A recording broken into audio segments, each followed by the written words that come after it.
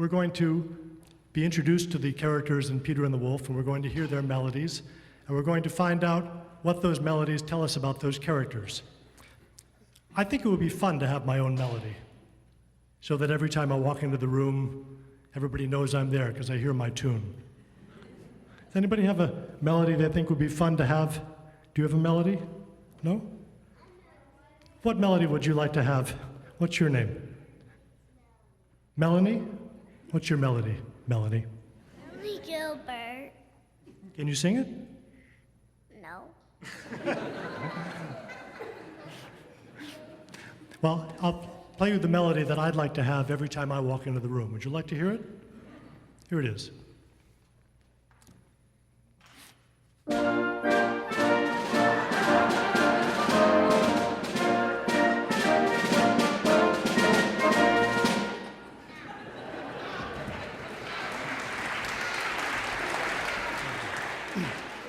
What does that tell you about me? Never mind. It's not important. Now, let's hear the melody that's associated with Peter. And he's a charming young boy living with his grandfather, okay? And he's played by all of the string instruments, by the violins, and the violas, and the cellos, and the bass. And here's what Peter sounds like.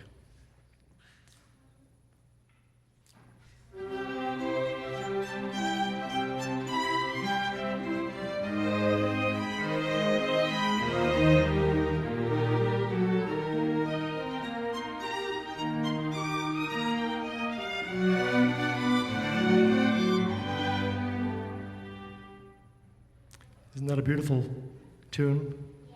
Yeah. Have you heard it? What does it tell us about Peter? What sort of a boy is he? Is he a miserable, lonely child? No, what sort of... He likes to play. He likes to play, yeah. He's a happy, cheerful child, wouldn't you say? It's an amazing melody because I don't think it's possible to hear that melody and feel anything other than cheerful. Now, here's another melody. This is the melody of the cat, and he's represented by our clarinetist.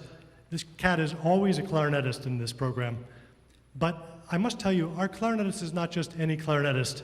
This is Anthony McGill, and he is the principal clarinetist of the Metropolitan Opera Orchestra, and he's one of the greatest clarinet players in the world. And some of you may actually recognize him because he was world famous all of a sudden in January of 2009 when Barack Obama was inaugurated, and there was a piece written by John Williams, who wrote the music for the Star Wars movies, and he wrote this piece to be played by Anthony and by the cellist Yo-Yo Ma and by the violinist Itzhak Perlman.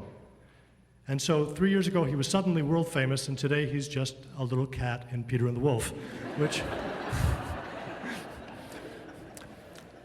is how it goes.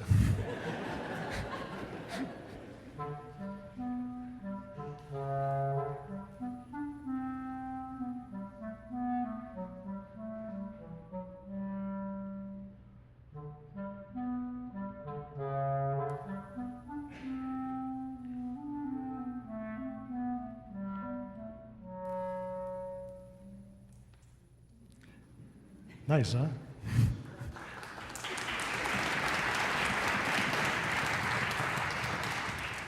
What is the personality of that cat based on that piece? Sneaky. Sneaky, that's the word I was looking for. Now I want you to understand that Anthony is not sneaky. He's a lovely guy and you would like him a lot, and I'm sure you would enjoy meeting him in intermission. He just plays a sneaky character in this piece. Now, Peter's best friend is a little bird, and I can tell you from long personal experience that birds are always played by flutes. Just how it is. And we have a great flute player today. This is Stefán Ragnar Höskuldsson. He comes from Iceland. And here's the bird.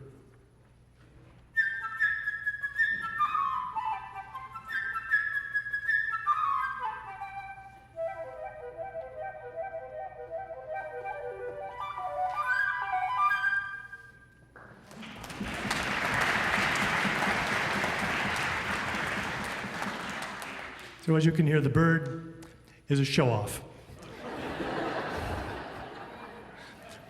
I kid Stefán because he's one of the greatest flute players I ever heard.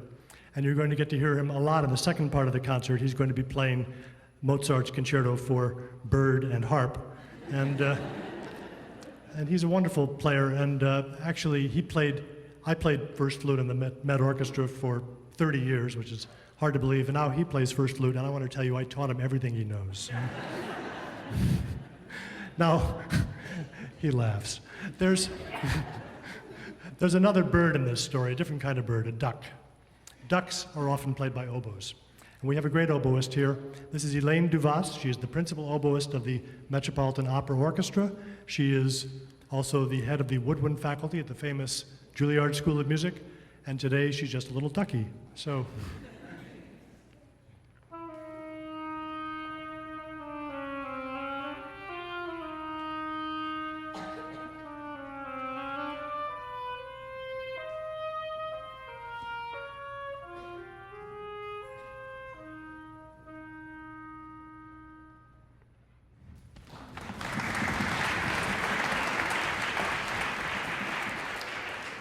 Elaine lives here in Ridgewood, so that is a soulful Ridgewoodian mallard duck.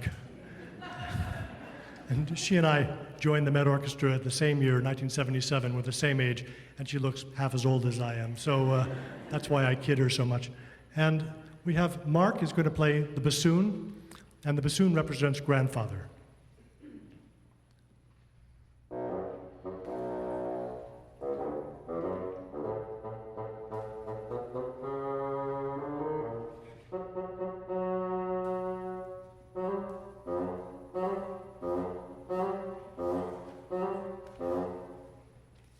So what is grandfather like? What sort of a person is grandfather? I think he's a grouch. There's this sort of finger pointing, butt up, but he has good reason to be a grouch because there is a villain in this story, and the villain is the wolf. He's sort of the Darth Vader of this story. And he's so bad that his evilness can't be encompassed by a single instrument. He has three instruments, who are all three French horns played by Scott and Brad and Julie. We're going to hear the wolf.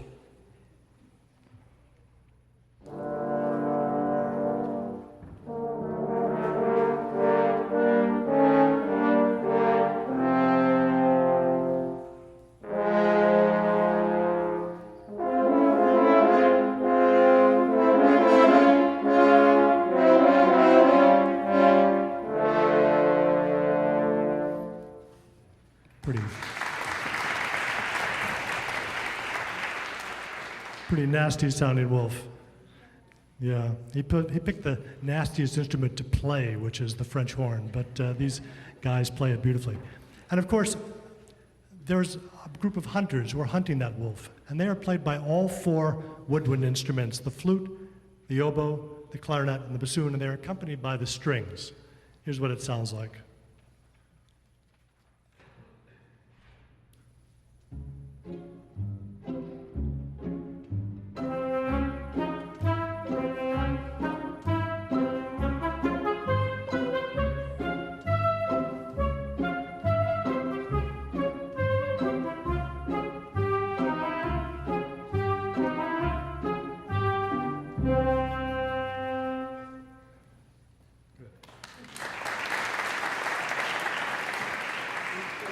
So you can imagine four Elmer Fudds creeping through the underbrush with their blunderbusses under their arms, saying, "Be very, very quiet.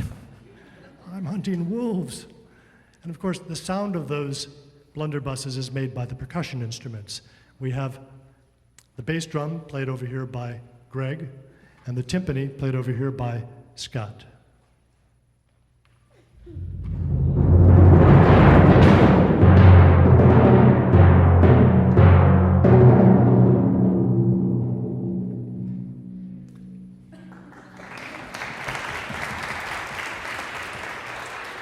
These are very big guns. It's like they're creeping through the underbrush with a cannon. And if they catch that wolf, there won't be much left of him. So those are all of the instruments and all of the personalities that you're going to meet in this piece. But there's one more very important person that we have to meet now. And this is our storyteller. And we have the narrator, right. And we have a great narrator.